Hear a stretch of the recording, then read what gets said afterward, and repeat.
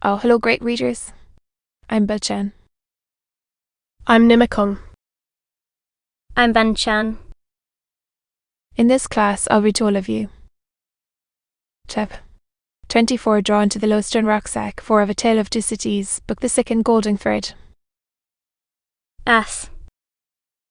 Ah. A Tale of Two Cities, Book the Second Golden Thread.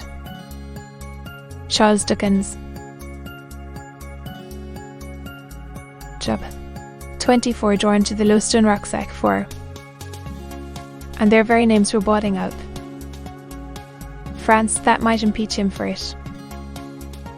But he had oppressed no man. He had imprisoned no man. He was so far from having harshly exacted payment of his dues that he had relinquished them of his own will, thrown himself on a world with no favour in it, won his own private place there, and earned his own bread. Monsieur Gable had held the impoverished and involved estate on written instructions to spare the people, let them have in the winter. That he had put the fact in plea and proof, for his own safety, so that it could not but appear now. This favoured the desperate resolution Charles Darnay had begun to make, that he would go to Paris. Yes, like the mariner in the old story, the winds and streams had driven him within the influence of the Loadstone rock, and it was drawing him to itself, and he must go.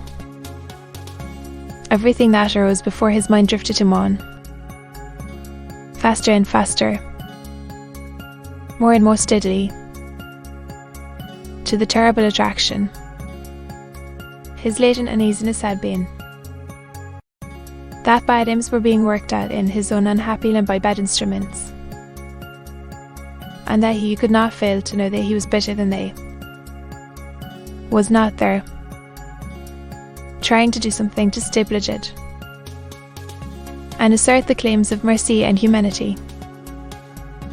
With this uneasiness half stifled, and half reproaching him, in him duty was so strong.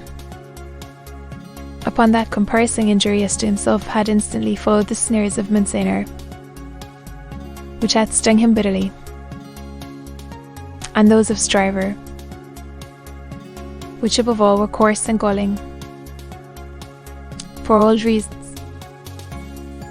Upon those had followed Gable's letter, the appeal of an innocent prisoner in danger of death, to his justice, honour, and good name. His resolution was made. He must go to Paris. Yes, the Loadstone rock was drawing him, and he must sail on until he struck. He knew of no rock. He saw hardly any danger. The intention with which he had done what he had done, even although he had left it incomplete, his presenting himself to assert it, and that glorious vision of doing good, which is so often the sanguine mirage of so many good minds, rose before him. Revolution that was running so fearfully wild. As he walked in for with his resolution made, on Lucy should be spared the pain of separation, and her father, always reluctant to turn his thoughts towards the dangerous ground of old, should come to the knowledge of the step as the step taken, and not in the balance of suspense and doubt. How much of the incompleteness of his situation was referable to her father, through the painful anxiety to avoid reviving old associations of France in his mind. He did not discuss with himself, but that circumstance too had had its influence in his course.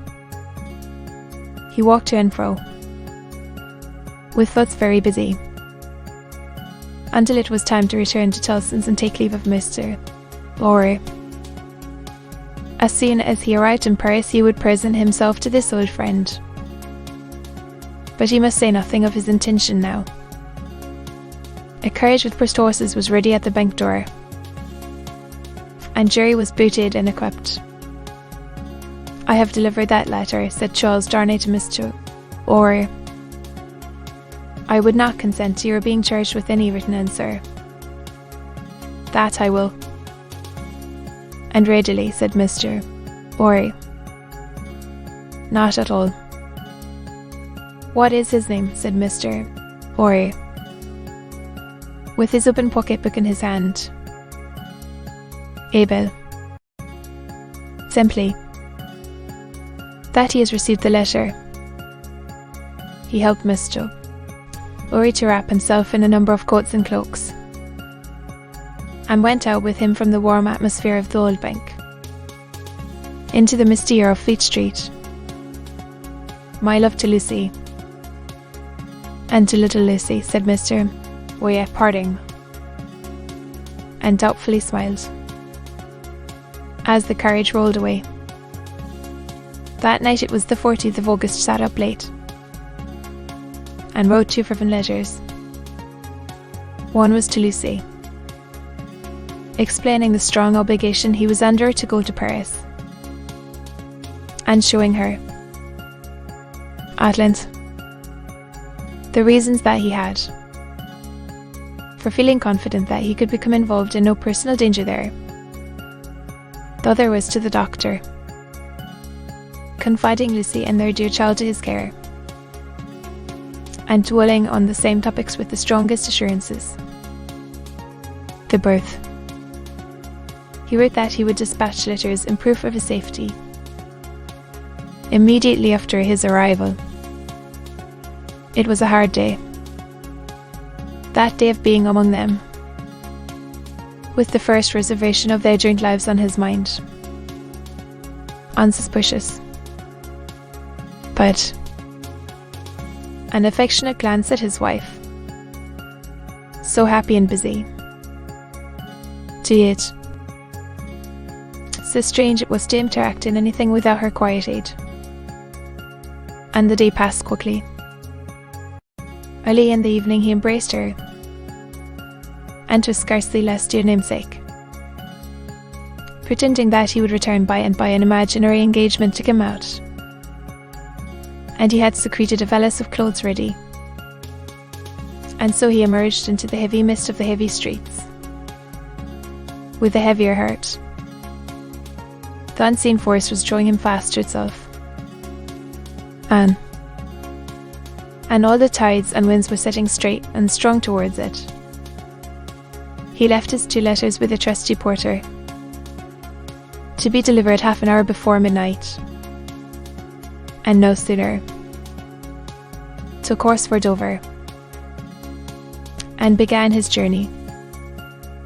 For the love of heaven, of justice, of generosity, strengthened his sinking heart, as he left all that was dear on earth behind him. To be continued.